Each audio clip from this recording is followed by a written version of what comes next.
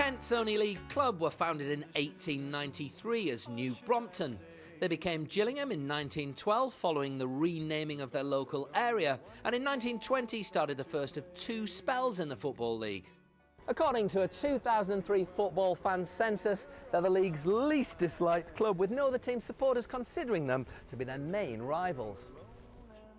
In 1961, Gillingham were involved in their own version of planes, trains and automobiles when they had a nightmare journey to Barrow. After 3 coach trips, a charter flight, taxi rides and a police escort, when they eventually turned up, they lost 7-0.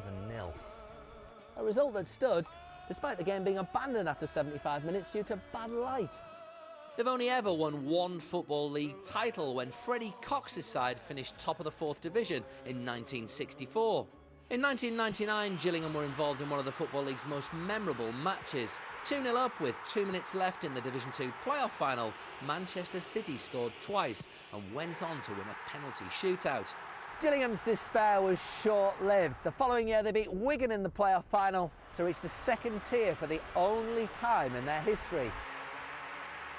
In 2003, player-manager Andy Hessenthaler was sent from the dugout in a game against Cardiff, only to reappear 2 minutes later and bring himself on as a player.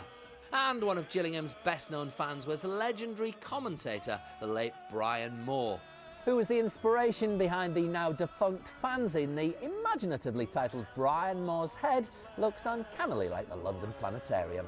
I know how he feels. There were plenty of talking points as two of League Two's most potent attacks in Gillingham and Port Vale met. It was the home side who were counting their blessings early on when Vale's Tom Pope crashed a header off the crossbar. Pope was heavily involved in the opening goal of the game. His cushion header found Mark Richards, who beat a flat-footed Ross Flitney. So Mickey Adams' side in the lead, and so far this season that's meant 3 points, but not on this occasion. Rob Taylor's lunge on Frank Nouble was judged to be a penalty.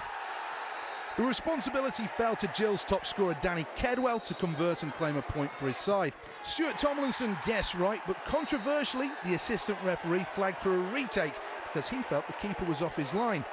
Well, they say that practice makes perfect, and that was the case for Kedwell, who made no mistake to level at 1-1. And that's how this one finished.